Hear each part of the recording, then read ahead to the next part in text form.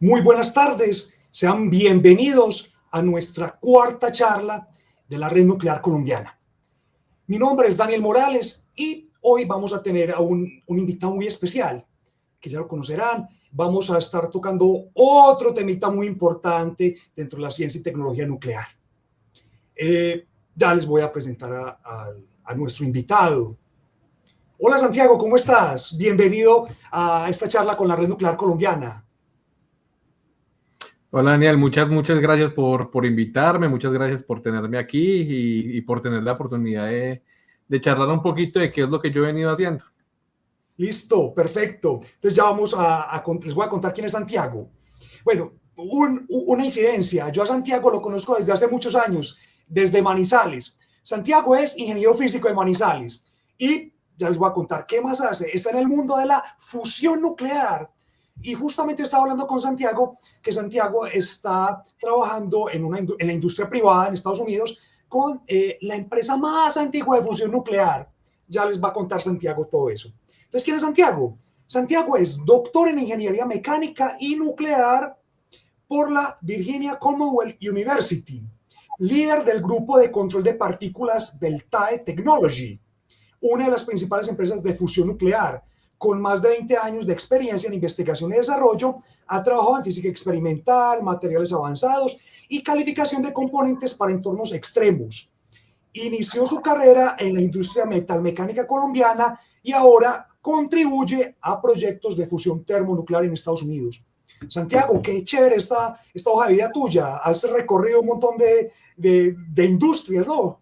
Qué bueno. Sí, ha sido una carrera divertida, y la verdad, pues la idea es compartirles un poco de qué es cómo fue el recorrido, cómo arranqué desde allá, desde jugar ping pong en en Campus el La Nubia, hall ¿no? de la Universidad Nacional, Sí, el sí, de Palo sí. Grande o el de la Nubia, jugando ping pong. Sí, sí, en Palo Grande también. Y, y como nos fuimos moviendo a trabajar primero en materiales ahí en el laboratorio de Física del Plasma Manizales, y luego nos movimos ya a la industria metalmecánica, y de ahí pues se me corrió la teja y decidí volverme otra vez para la investigación y venirme para acá, para Estados Unidos, para trabajar en nuclear y trabajar en fusión. Súper, perfecto. Todo esto nos lo va a contar Santiago enseguida. Entonces, recuerden, la presentación, 35, 40 minutos más o menos. Recuerden dejar sus comentarios, preguntas en la casillita de las preguntas. Cuéntenos desde dónde nos están viendo. Saluden a Santiago. Y bueno, todas las preguntitas al final Santiago las responderá. Listo, bueno, por lo menos lo que alcancemos es responder. Santiago, te dejo acá con toda la gente y muchas gracias nuevamente por estar acá con la Red Nuclear Colombiana. Listo, te dejo por acá solito. Cualquier cosa voy a estar acá detrás de cámaras. Muchas gracias, Santiago, nuevamente. Y bueno, deleítanos con Listo. tu charla, Santiago. Muchas gracias. Yo veo tu ¿Ves mi pantalla. pantalla ya con la... Sí, Sí. señor. Acá estoy Ok, viendo bien. Listo. Dale, Santiago. listo. No, pues primero que todo, pues muchas gracias primero a la red nuclear por tenerme aquí, por invitarme a charlar. Y segundo, pues las personas que decidieron vincularse al enlace y ver lo que yo tengo para contar.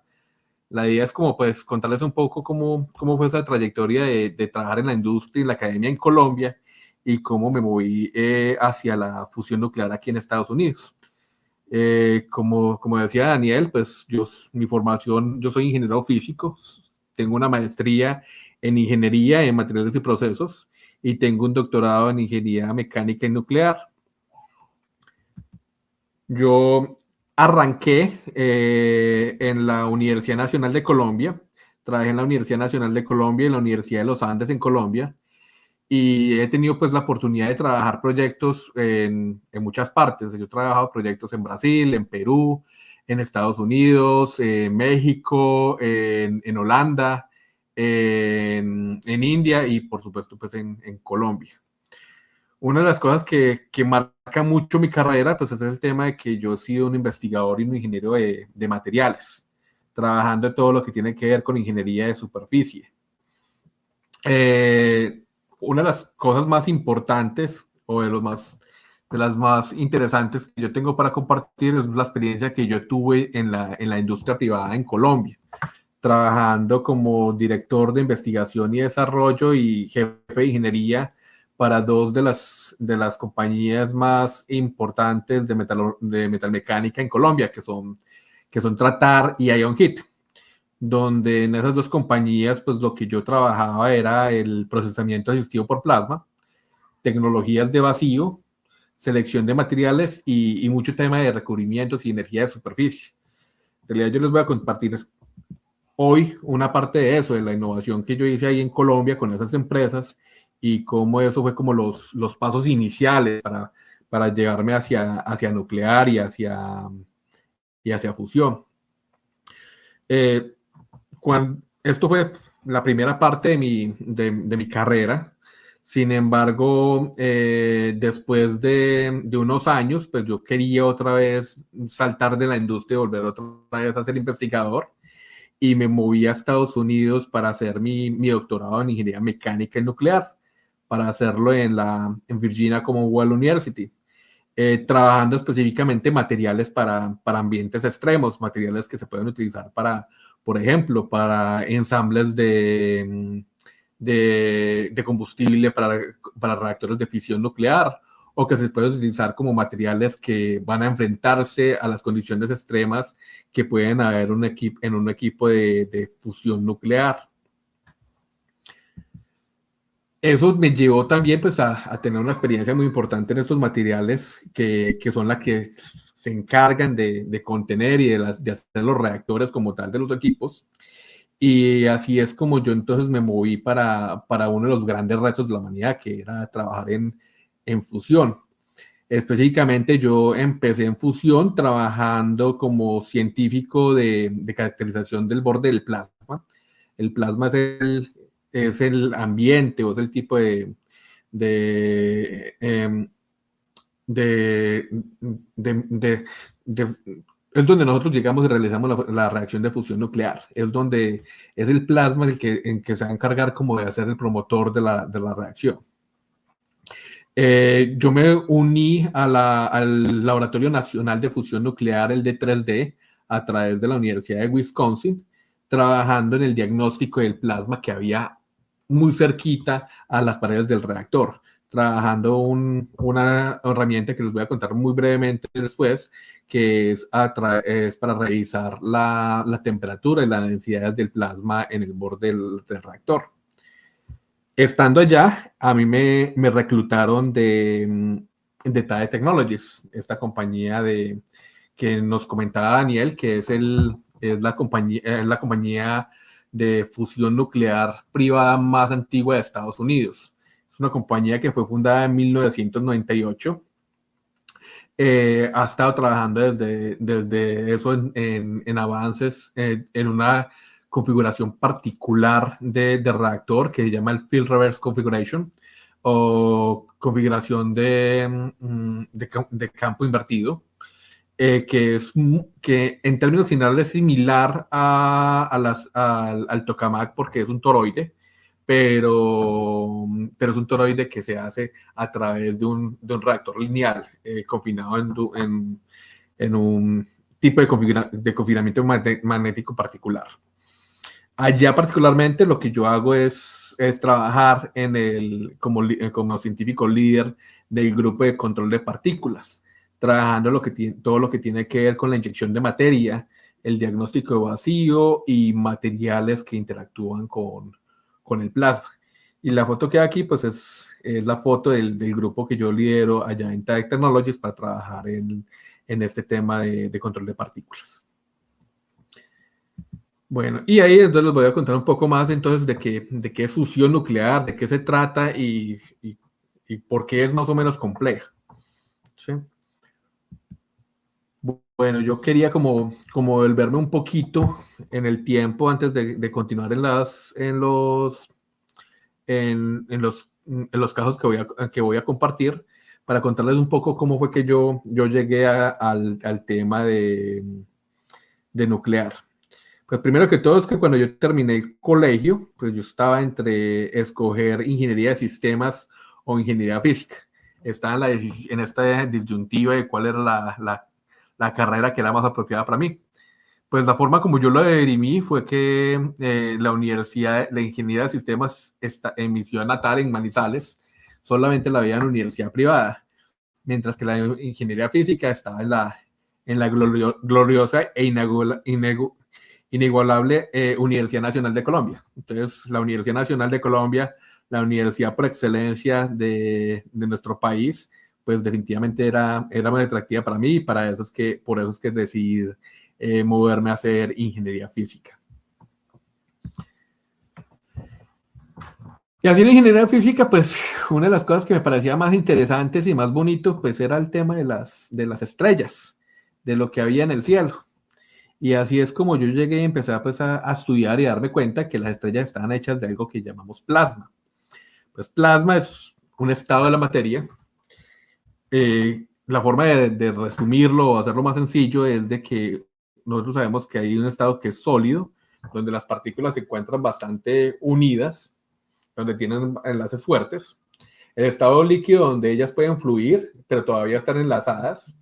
El estado gaseoso, donde cada una de las partículas o cada una de las moléculas se encuentran cada una para aparte, pero interaccionan entre ellas solamente por colisiones. Y otro estado donde si elevamos más la temperatura, ya cada uno de esos átomos y esas moléculas se separan de tal manera que tenemos por una parte los núcleos del átomo y por otro lado los electrones, y tenemos lo que llamamos comportamientos colectivos, que es que simplemente estas cargas que se separaron del núcleo empiezan a interactuar unas con otras.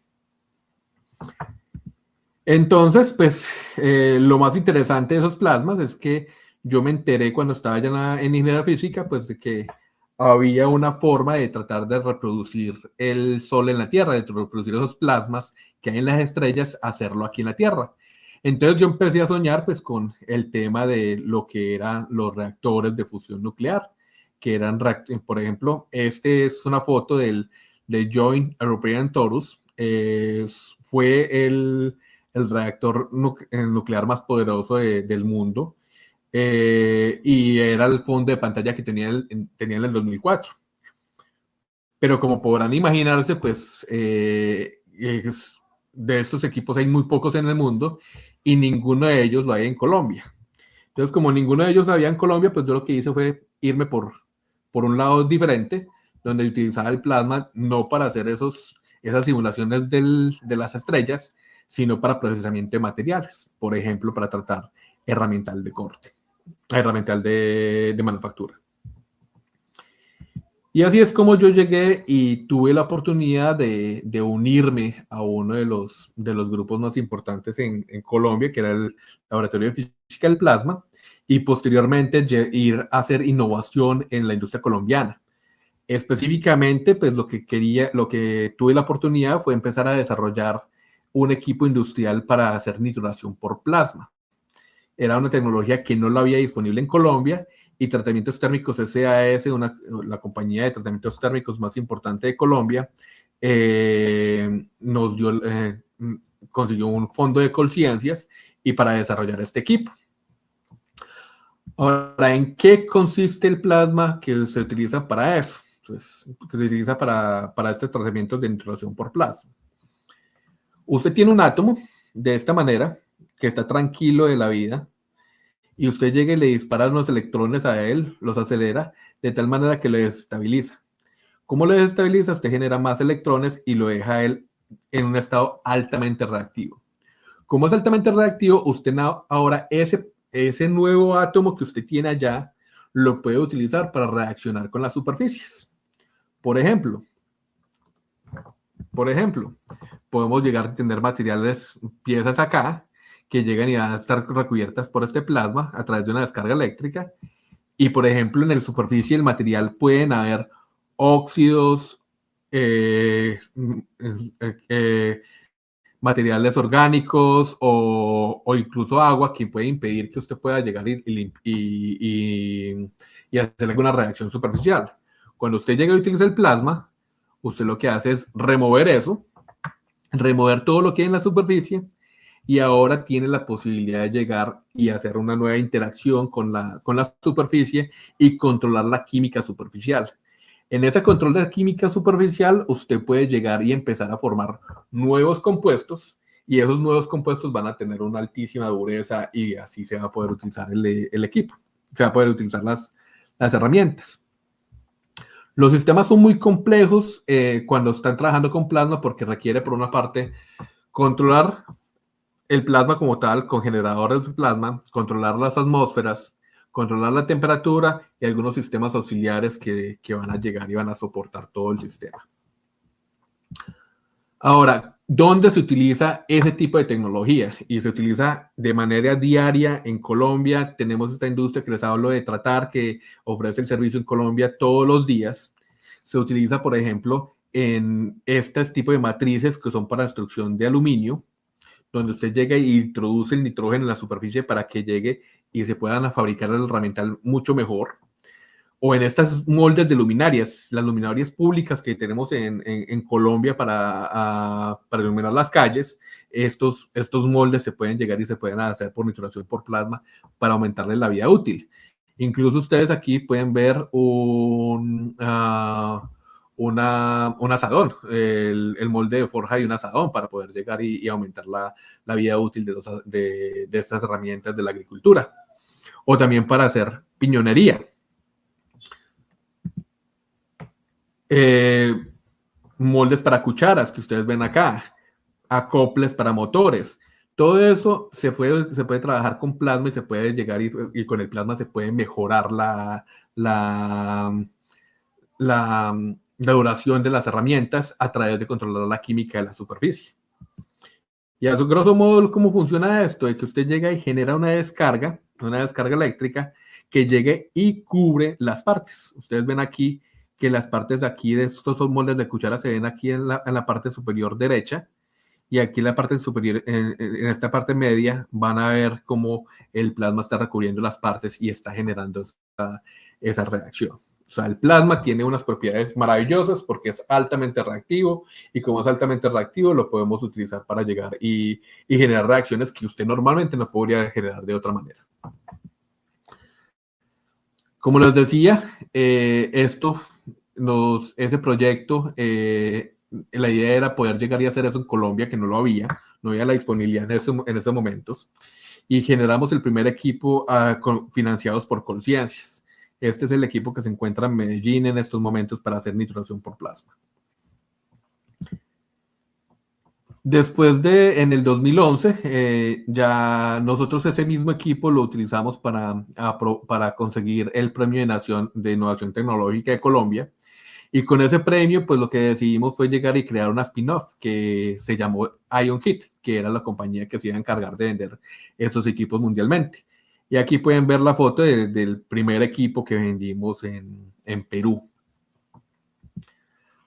La compañía tomó vuelo y empezó a vender los equipos tanto en Estados Unidos como en Europa, como en Asia. Y aquí pueden ver equipos, por ejemplo, está en Wisconsin, en Kenosha, se encuentra en South Carolina.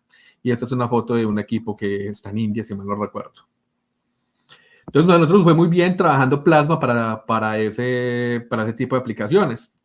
Sin embargo, la verdad, pues, a pesar de que a mí me está yendo bien y estaba contento con la tecnología de plasma para procesamiento de tratamiento de piezas en la metalmecánica en Colombia, pues la verdad es que a mí me seguía llamando el tema de nuclear.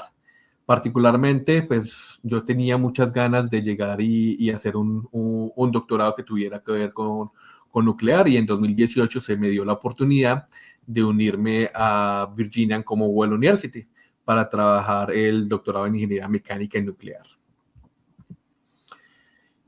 ¿Y por qué nuclear? ¿Y por qué me interesaba nuclear? Pues que energía nuclear es una de estas fuentes casi inconmensurables de energía. Para una forma de verlo o de la forma que a mí me gusta explicarlo, es con estas fotos que vemos aquí de estas reacciones. Si usted tiene, por ejemplo, propano, el propano que usted va y consigue para poder, por ejemplo, para alimentar un horno de un asador, usted llega y lo mezcla con el oxígeno del ambiente que usted tiene y genera combustión y empieza a generar alrededor de 2.220 kilojoules per mol. Ahora, como estamos en nuclear, pues pensemos no en las moles de los reactivos que estamos hablando, sino en los nucleones que tenemos por cada uno, por los componentes. Entonces, si uno voltea a mirar, pues uno tiene alrededor de 204 nucleones en los reactivos, es decir, los 44 que tenemos de propano y alrededor de los 100 y punta que tenemos por el oxígeno. Y esa reacción que está generando ahí nos está generando alrededor de 2.3 por 10 a la menos 5 megaelectronvolts. Ahora, si yo divido eso entre los iniciales, tenemos que la energía, el rendimiento de la reacción que tenemos por la combustión es alrededor de 1.17 por 10 a la menos 7 megaelectronvolts por nucleón. Pero si nos vamos para, por ejemplo, una tecnología de fisión nuclear, la tecnología que seguramente ustedes han escuchado más aquí en las charlas de aquí del grupo, y trabajamos una reacción, por ejemplo, como trabajar uranio 235 con un neutrón, empezamos a ver que estos 236 nucleones empiezan a producir alrededor de 200 megaelectronvolts. Si tenemos estas tres reacciones, el promedio son alrededor de 189 megaelectronvolts que se puede producir por esta reacción, lo que nos da un rendimiento de alrededor de 0.8 megaelectronvolts per nucleón. Entonces, si ustedes voltean a mirar, aquí hay un millón de veces más la energía que producimos por fisión nuclear que la que producimos por una energía de combustión. Por eso es supremamente interesante el tema de nuclear, porque el rendimiento es increíblemente alto. Ahora, si nos vamos para el tema de fusión, en el tema de fusión, pues las reacciones se pueden hacer son muchas y depende también de la tecnología que se está haciendo la aproximación. La más común es utilizar un isótopo del hidrógeno que se llama el deuterio, que es este de acá, o con un isótopo del hidrógeno también que se llama el tritio, que es el de acá. Y esta reacción de estos dos produce una partícula alfa, que es un átomo de helio, y produce alrededor de 17.6 megaelectronvolt. Entonces, si volteamos a mirar, el rendimiento de esta reacción es alrededor de 3.52 megaelectronvolt per nucleón. Es decir, alrededor de la fusión nuclear con esta reacción podría producir alrededor de 4 veces la energía que se produce por fisión. Es decir, el potencial es enorme.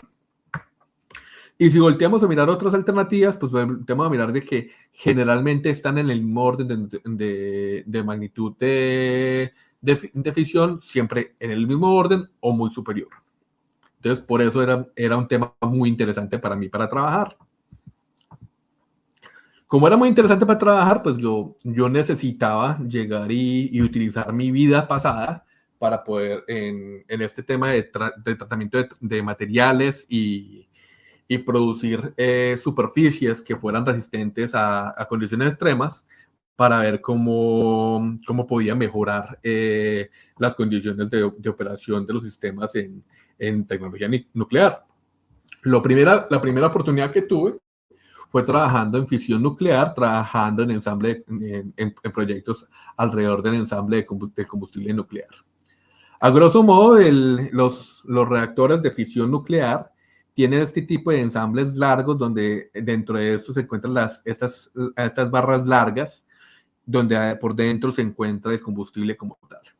Si hacemos una sección transversal de lo que hay dentro de estas barras, entonces van a ver que en todo el núcleo tenemos el combustible, tenemos algunos materiales que están recubriéndolo, luego tenemos el que va a generar la pared como tal, y al final tenemos algunos recubrimientos que se van a encargar de llegar y hacer la interacción como tal, como la superficie.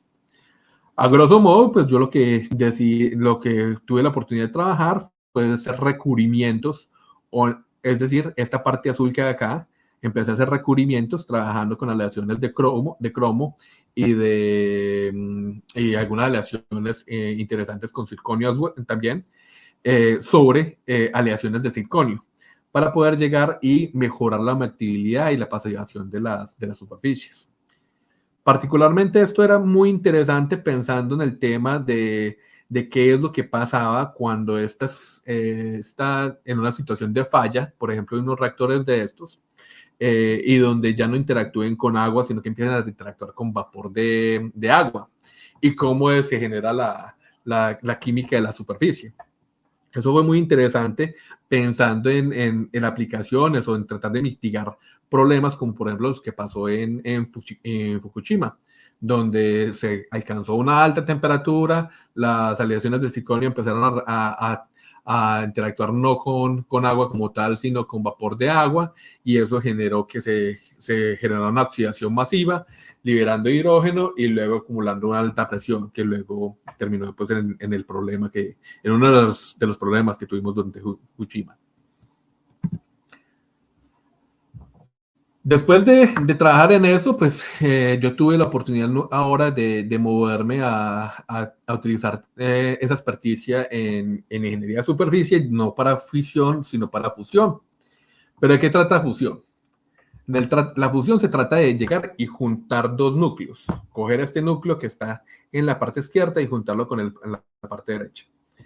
Lo que pasa es que ambos tienen carga positiva. Entonces, como ambos tienen carga positiva, si usted trata de acercarlos, ellos van a tratar de repelerse, ellos van a tratar de moverse de un lado, de no juntarse. Entonces, usted tiene que llegar y aumentarle la cantidad de energía hasta que logra juntarlos para poder llegar y generar esa alta reacción que estamos buscando.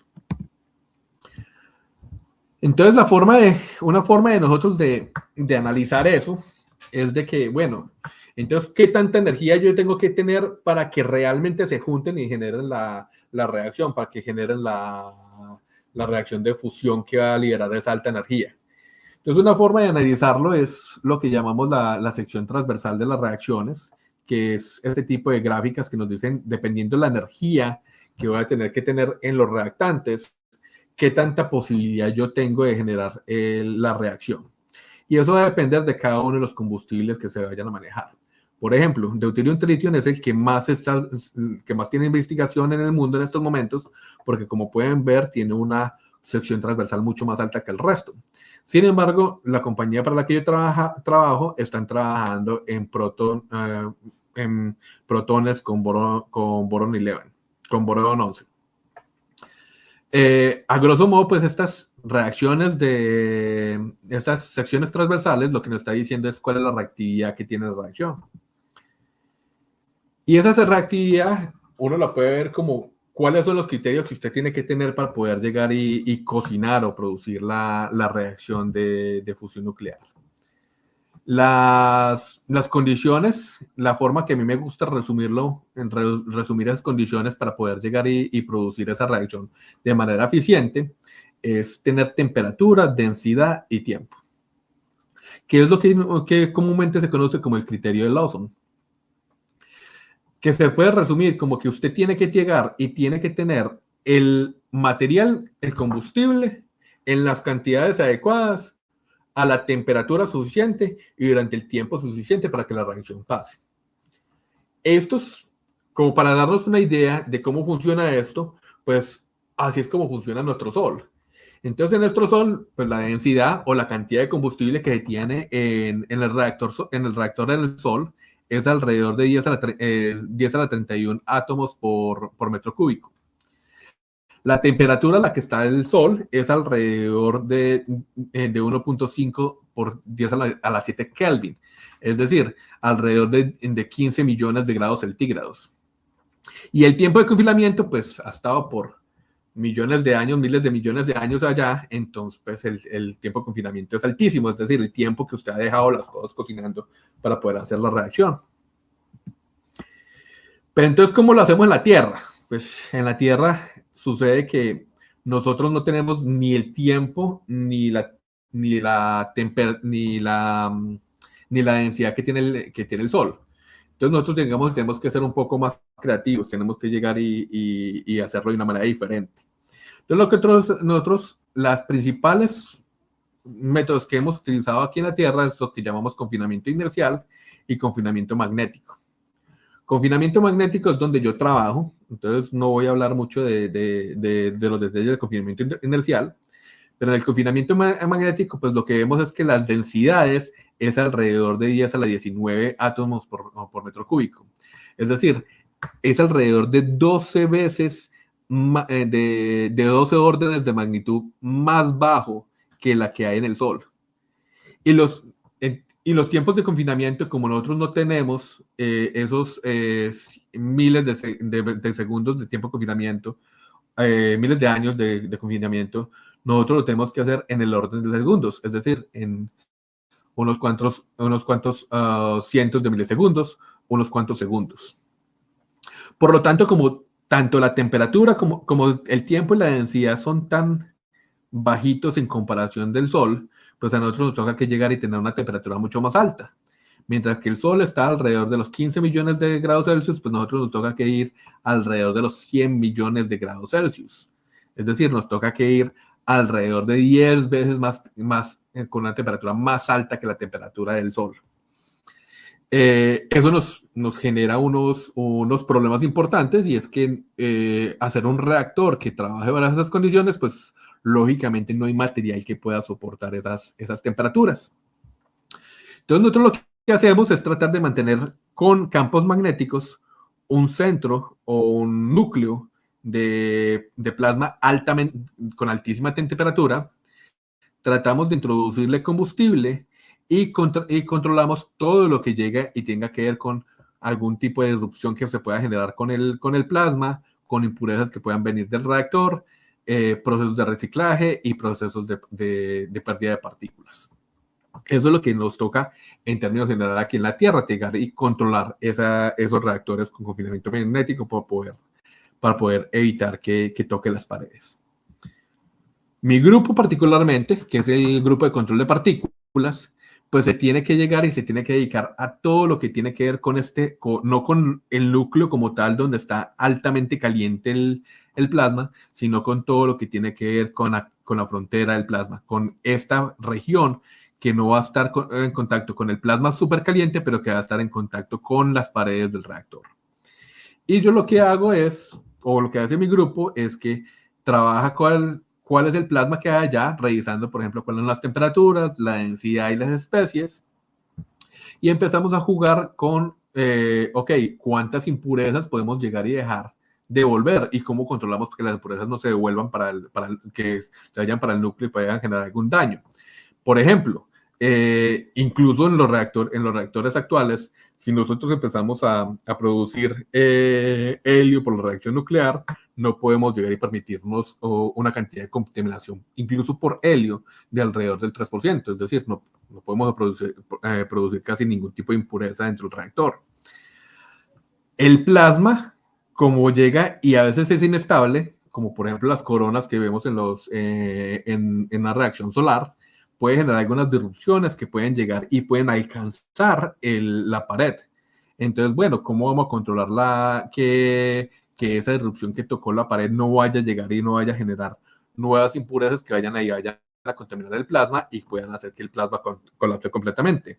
Para darnos una idea, las densidades de potencia son comparables a la de una turbina de un cohete, a un sistema de un cohete de propulsión a chorro, donde entonces las densidades de potencia, estamos hablando de 1 a 20 megavatios por metro cuadrado, son bastante altas. Otra cosa que es importante es que este plasma que está aquí caliente, súper caliente, pues este plasma de todas maneras hay que alimentarlo, hay que poderle meter partículas dentro del reactor. Entonces ahí es donde es importante pues es llegar y controlar cómo vamos a introducir el combustible. Tiene que ser muy puro, tiene que tener un alto control espacial y temporal, y además, pues parte de ese combustible puede no ir al reactor, sino que puede quedarse en esta parte intermedia entre núcleo del plasma y la pared, y puede generar algún tipo de reciclaje donde llegue parte del combustible que no entró dentro del plasma, se queda aquí transitando, y luego se devuelve al plasma con una muy baja temperatura, enfriando el núcleo y haciendo que perdamos la temperatura alta que estábamos buscando. Mi grupo como tal, pues trabaja en esto, en las impurezas, en cómo controlar que este material del reactor, una vez lo toquen las disrupciones, no vaya a generar nuevas impurezas, cómo entra el combustible al reactor, si ese combustible se está reciclando, cómo controlar ese combustible que ha sido reciclado, y el combustible que muchas veces se retiene en las paredes del reactor. Eso es lo que trabaja mi grupo. Bueno, a grosso modo, entonces, ¿qué es el tipo de cosas que trabaja, de expertos que trabaja mi grupo y no solamente mi grupo, la compañía en general? Pues primero, pues tiene que trabajar todo el tema de revisar estas reacciones que son muy, muy complejas que pueden generar en la fusión nuclear. Es un problema multidimensional. Para darnos una idea, los experimentos que nosotros corremos aquí en TX Technologies duran 40 milisegundos, y esos 40 milisegundos producen alrededor de 10 gigabytes de información. Entonces, pues, se necesitan científicos de datos que sean capaces de procesar esa cantidad de información. Estos reactores son reactores de vacío trabajados de altos volúmenes. Para darnos una idea, el ITER, que es la colaboración más grande que hay en el mundo para hacer fusión nuclear, tiene un reactor, está construyendo un reactor de 1.400 metros cúbicos. El D3D, que es el tokamak que hay aquí en Estados Unidos, el único que es funcional aquí en Estados Unidos, tiene alrededor de 40 metros cúbicos. El C2W, que es el reactor en el que yo trabajo aquí en TX Technologies, es un reactor de 45 metros cúbicos. Y las presiones que se trabajan allá es alrededor de 10 a la menos 10 veces más baja que la presión atmosférica. Entonces, prácticamente es un reactor que tiene que estar completamente sellado al vacío. Entonces, se necesita mucho diseño mecánico, trabajo de vacío y trabajo de este tipo de diseños. El sistema es controlado por la potencia, por los generados del plasma como tal. Entonces, se requiere mucho de electrónica de potencia y control. El plasma, por ejemplo, puede evolucionar muy rápido en tiempos de microsegundos. Por eso es que estos 40 milisegundos producen tanta información, porque en unos cuantos microsegundos pueden haber unos cambios muy importantes en el plasma. Entonces se necesita ese control. La potencia que nosotros inyectamos para poder generar estas descargas y hacer estos experimentos pueden ser muy altas. Por ejemplo, estamos hablando de que en el ramp-up, en el inicio de la descarga, pueden ser alrededor de pueden ser hasta 20 gigavatios de energía que se están depositando, de potencia que están depositando. En estado estable, es común que se esté trabajando alrededor de 20 megavatios de inyección de potencia. Entonces, es una potencia bastante importante. Lógicamente también necesitamos muchos expertos en materiales. Uno de los grandes retos es que como tenemos estas altas temperaturas dentro del reactor, pues tenemos que llegar y tener la posibilidad de que cualquier plasma o cualquier parte que alcance a tocar las paredes del reactor, pues no vayan a destruirlo, que el reactor no se autodestruya. También se necesitan muchos expertos en nuclear. Los subproductos que se generan en fusión en comparación con los de fisión tienen unas vidas medias muy cortas. En el peor de los casos, dependiendo del combustible, de nuevo depende cuál es el combustible que se escoja, sería en el transcurso de una década. Sin embargo, es posible que se generan algunos neutrones. Entonces, como se pueden producir algunos neutrones, dependiendo del combustible de nuevo, esos neutrones pueden generar alguna activación de algunos de los materiales. Entonces es importante trabajar el tema de radiación y cómo manejar estos materiales. Bueno, lo último que yo quería como compartir, pues es que, pues, primero, pues que la energía nuclear es algo que me apasiona, que yo veo posibilidad invaluable para la humanidad, que mi trayectoria, si ustedes voltean a mirar, yo empecé trabajando plasmas industriales en Colombia para un problema particular de la metalmecánica. Y luego todo ese conocimiento que yo desarrollé en plasmas, pues luego tuve la oportunidad de utilizarlo para llegar y trabajar plasmas industriales, plasmas en esta tecnología en Estados Unidos. Entonces, todo eso que ustedes tienen que se tiene la oportunidad de hacer en Colombia, pues siempre tendrán la posibilidad de abrirnos el camino para hacer investigación de punta aquí en Estados Unidos. La otra es que fusión es algo duro, es difícil. Es algo que la humanidad ha estado persiguiendo porque es una fuente casi ilimitada de energía, con pocos residuos radioactivos, y tiene la posibilidad de democratizar la energía más alta que hay. Es decir, mientras que con otras tecnologías usted tiene que llegar y hacer minería o hacer dependiendo de una locación particular, el tema de la fusión está trabajando con combustibles como el hidrógeno, o en el caso de TADE Technologies, que está trabajando con hidrógeno boron. Es algo que está disponible en todo alrededor del mundo, que hay yacimiento suficiente para que cualquiera pueda acceder a ese combustible. Sin embargo, pues como es duro, es algo que todavía está en etapa de desarrollo, y pues se están esperando pues que tengamos expertos que quieran trabajar en los retos que están asociados. Y aquí les muestro una foto. Esa foto fue tomada antes de que yo viniera a la compañía. Sin embargo, es una foto muy bonita donde ustedes pueden ver que hay un grupo gigante de científicos en TAE trabajando en el tema. Alrededor de 350 científicos trabajan en la compañía tratando de desarrollar esta tecnología. Bueno, eso era lo que tenía para contarles. Súper, Santiago, qué bacano. Súper bacano todo lo que nos has contado. Una exposición muy clara, muy simple, sencilla de todo este recorrido. Bacano que nos contabas de tu paso por la industria acá en Colombia. Yo recuerdo que allá en Manizales trabajaban con esos recubrimientos duros. Chévere. Ahí con el profe Alfonso Devia. Y muy bacano ese paso ya a la industria nuclear de fusión. Muy interesante. Muchas gracias, Santiago. Santiago, por acá hay varias preguntitas. Bueno, nos están viendo desde Montevideo, Medellín, Bogotá, o sea que siempre hay una audiencia muy interesante acá para tu charla, Santiago. Y bueno, vamos con la primera pregunta. David Galeano, también acá de la Red Nuclear Colombiana, un gran amigo. Pregunta, ¿cómo empezar una industria del plasma en Colombia? ¿Qué pasos deberían dar? Esa industria ya está formada, ¿no? Donde vos trabajaste, hay más empresas que hagan eso. ¿Qué se puede seguir haciendo? Contanos un poquitico sobre eso. ¿Vos cómo ves eso?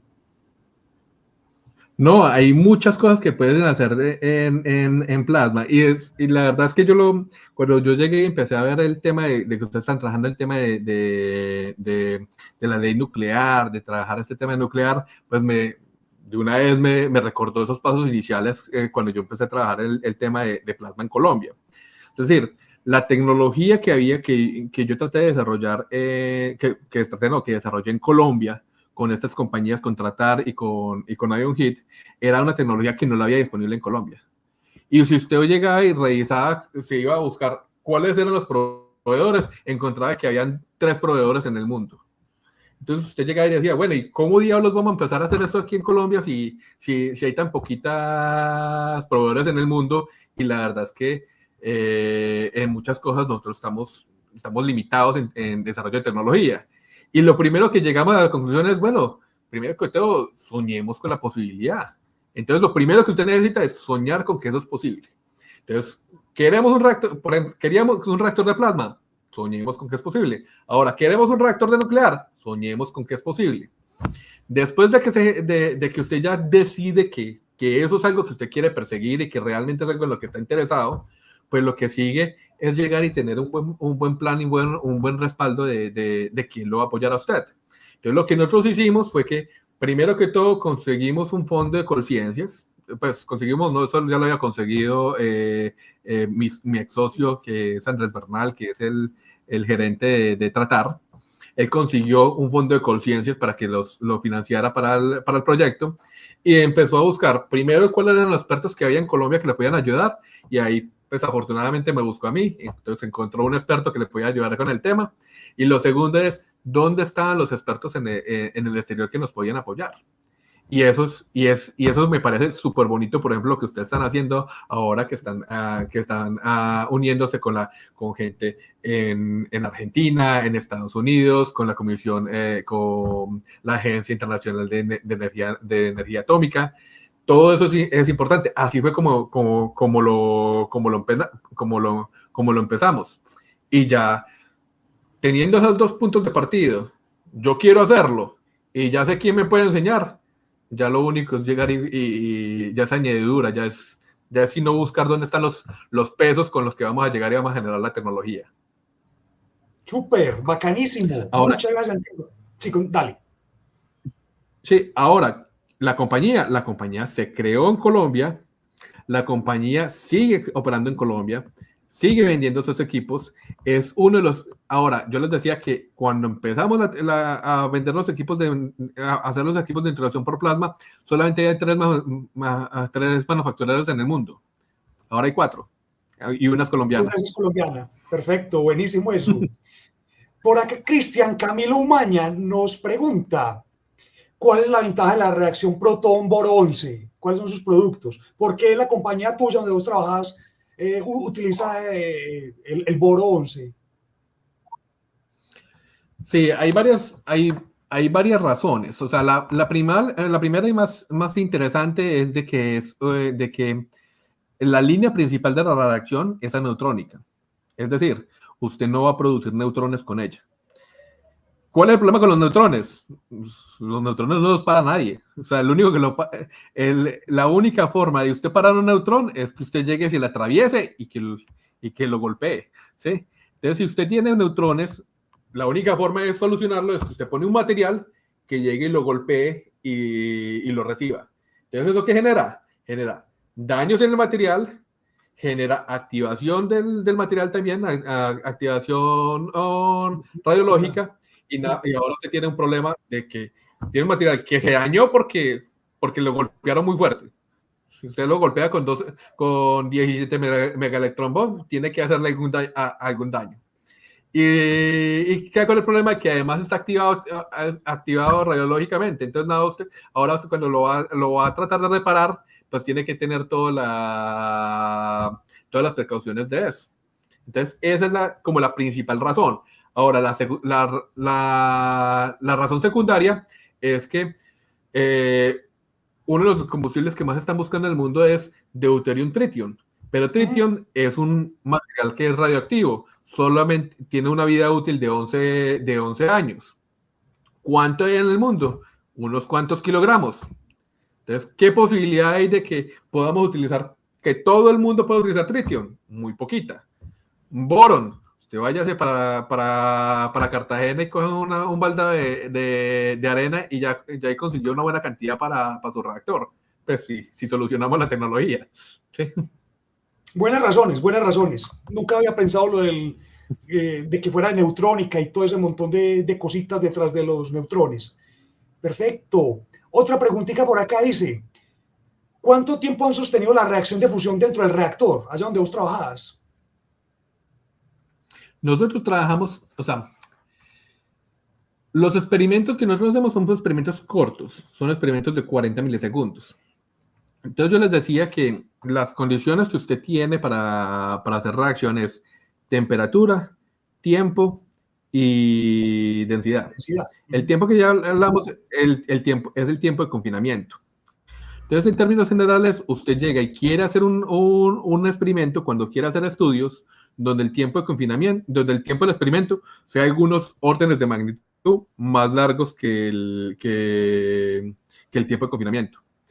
Entonces, el tiempo de confinamiento que nosotros tenemos en nuestros reactores es alrededor de 5 a 10 milisegundos. Entonces, con 40 milisegundos tenemos alrededor de 4 veces el tiempo de confinamiento.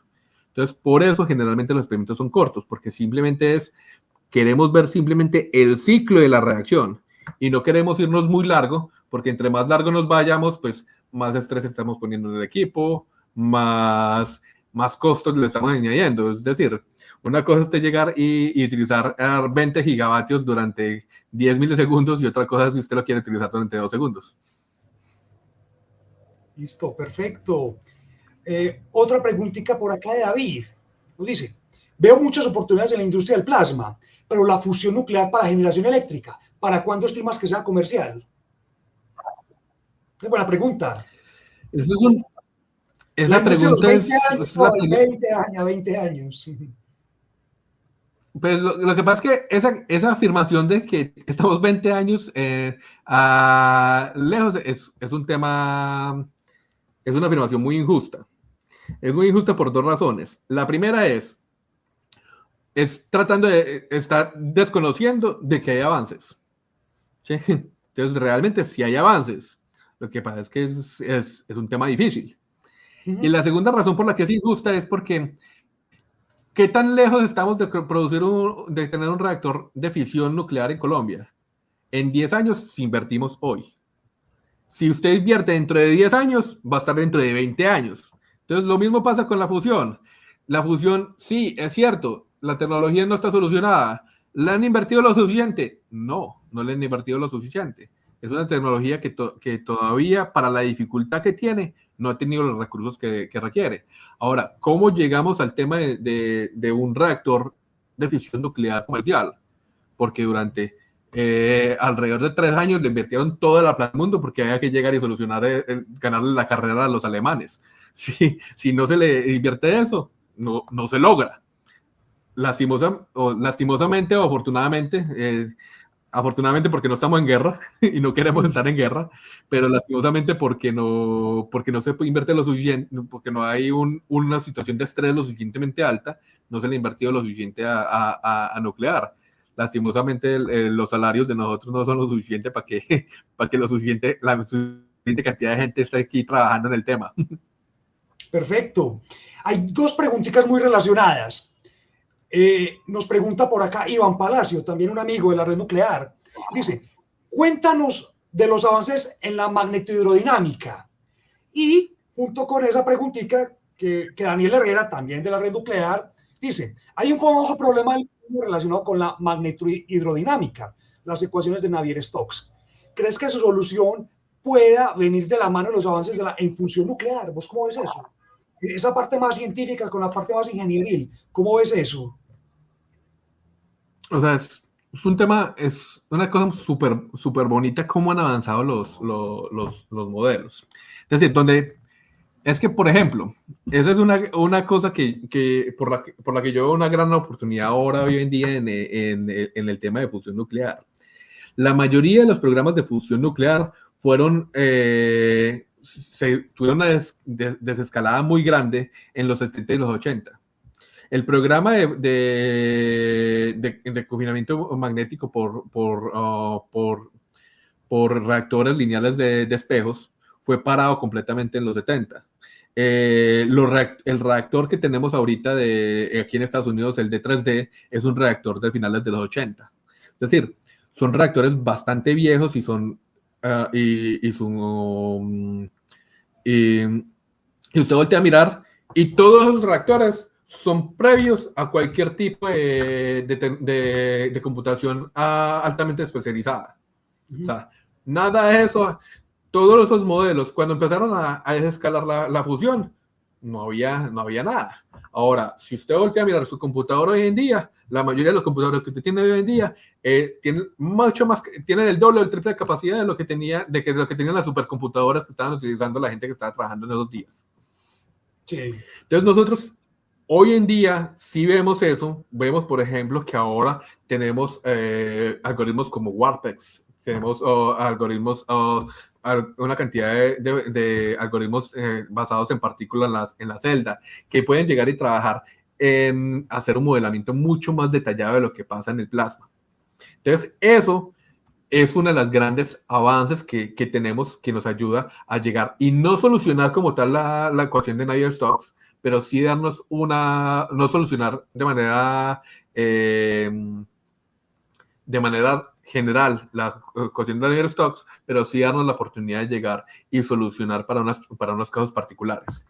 Y eso ya hoy en día sí tenemos mucha más capacidad. Ahora, hace 20 años, modelar unos cuantos microsegundos de plasma era imposible. Ahora, en la compañía nosotros donde estamos, ya son capaces de modelar unos cuantos milisegundos. Todavía no tenemos todas las soluciones, pero ya tenemos una posibilidad de llegar y ver un poquito más en lo que realmente está, en cómo realmente está navegando el plasma en el reactor. Listo, perfecto. Por acá, yo creo que más o menos unido a eso, nos pregunta Jorge Alejandro, algo relacionado más o menos ahí con toda esa tecnología para poder impulsar desarrollos en reactores de fusión. ¿Cómo operan con la inteligencia artificial para acelerar los procesos de mejora con los reactores nuevos? ¿Cómo involucran ustedes ahí la inteligencia artificial? ¿De qué manera? Yo te puedo decir a grosso modo cómo lo hace TAE. O sea, TAE tiene una parcería muy cercana con Google. Y Google tiene un algoritmo que es el que llaman el algoritmo del optometrista, que es un algoritmo de inteligencia artificial que llega y lo que hace es empezar a hacer un diseño de experimentos donde llega y nos da la posibilidad de barrer un espacio de variables donde empieza a llegar y revisar para una variable particular cómo va a llegar y cómo va a ir mejorando. Y eso es lo que nosotros llegamos y utilizamos ese algoritmo de Google. Listo, perfecto. Entonces, digamos ahí automatizar de alguna manera lo que están haciendo, predecir, en fin, ¿cierto? Ahí optimizar. Sí. Gracias, Santiago. Hermes, también de la red nuclear, nos pregunta, la empresa donde vos trabajás, además de investigación, tiene manufactura para financiarse. Sí, es que ellos en realidad investigación como tal no es no es el núcleo. El núcleo de ellos es manufactura. Ellos hacen investigación, pero para hacer innovación y porque es una empresa que está dedicada porque le gusta la innovación y porque ha encontrado en eso una oportunidad de crecimiento. Pero como tal es una empresa de manufactura. O sea, tratar, por ejemplo, que es la madre de Ion Heat, es la empresa de donde nació ella. Es una empresa de la manufactura metalmecánica en Colombia. Es la tratamentista térmica más grande, más especializada. Ya no es la más grande, ya es la más especializada porque con estos cambios de economía decidieron escalar hacia abajo el tamaño de la producción. Pero sí es el más especializado. Y lo que hacen es eso, manufactura de tanto el tema de tratamiento térmico de los materiales como llegar y hacer la manufactura de piezas. Y la empresa como tal, Ion Heat, lo que se dedicó fue llegar y manufacturar los hornos, estos hornos de nitrogen por plasma, hacerlos en Medellín, hacerlos en Río Negro y venderlos para el mundo. Entonces se fabrican en Medellín, se hace toda la manufactura y luego se envían al cliente final. Súper, interesantísimo. Santiago, una preguntita mía ya la ultimita. Oíste, Santiago, ¿cómo podría ser la entrada de Colombia en el área de la fusión nuclear? ¿Vos cómo ves eso? Nos mostraste un montón de trabajos especializados, de gente que podría trabajar ahí, ciencia de datos, materiales. ¿Vos cómo ves eso? ¿Vos cómo ves eso para Colombia? ¿Qué podríamos hacer en Colombia? ¿Vos cómo nos veas acá en Colombia? Hay ¿O todo tiene que ir en el exterior? ¿Cómo ves eso? Yo veo muchas posibilidades de llegar y hacer avances en Colombia. O sea, temas como, por ejemplo, el tema de estos, de cómo funciona la mayoría de los institutos de investigación de fusión en el mundo, los institutos como tal que se dedican solamente a investigación. Ellos generalmente tienen la universidad que quiere trabajar con ese reactor, pues llega y manda una propuesta y llega y dice, bueno, yo lo que voy a llegar y voy a instalar es esta herramienta que me va a explicar, que va a revisar X o Y cosa en el reactor. Entonces, esas herramientas muchas veces son herramientas sencillas. Por ejemplo, Colombia tiene una industria fuerte y tiene una fuerte investigación en materiales para ambientes extremos. Como les digo, yo empecé en laboratorio de física del plasma trabajando recubrimientos duros para herramientas de corte. Entonces usted llega y generó el material. Ahora yo llega y te dice, ok, me parece que el material que yo acabo de diseñar es lo suficientemente bueno para llegar y utilizarse en un reactor de fusión nuclear. Te manda la propuesta y manda el material y hace la investigación y lo somete a las condiciones extremas del reactor.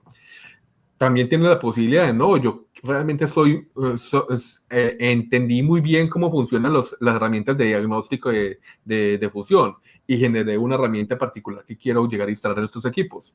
Eso se puede hacer perfectamente desde Colombia, se manda allá, se empiezan a tomar los datos y simplemente se hace el análisis remoto. Esas son posibilidades que son viables. La otra es que definitivamente podemos empezar con algo mucho más pequeño, no irnos al reactor como tal de fusión nuclear. ¿Por qué no empezamos a llegar y hacer experimentos básicos de plasma, de confinamiento en Colombia? Y nos empezamos a dar cuenta de cómo funciona eso y empezamos a formar gente. Y son experimentos relativamente de bajo costo, donde el primer paso es ese, que la gente llegue y se interese en el tema para poder apuntarle. Súper, súper.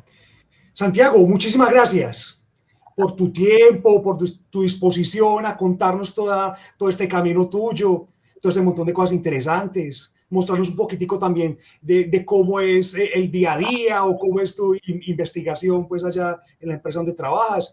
Y bueno, bienvenido a la Red Nuclear Colombiana, por acá disponible, las puertas abiertas cuando quieras acá seguir formando una gran comunidad de asuntos nucleares acá en Colombia. Muchísimas gracias, Santiago. No sé si quieras decir alguna cosita. No, a ustedes por tenerme, los felicito muchísimo por lo que están logrando con la red, que sigan creciendo. Yo no es que participe mucho en los grupos, pero me encanta ver cómo ustedes están debatiendo en todo momento y dándose la oportunidad de crecer en el tema. De verdad que los felicito mucho por eso. Santiago, muchísimas gracias. Muchísimas gracias. Y bueno, a todos, hasta luego. Hasta la próxima charla de la Red Nuclear Colombiana. Muchísimas gracias por estar acá con nosotros. Chao, Santiago, y chao a todos. Que estén muy bien. Bueno.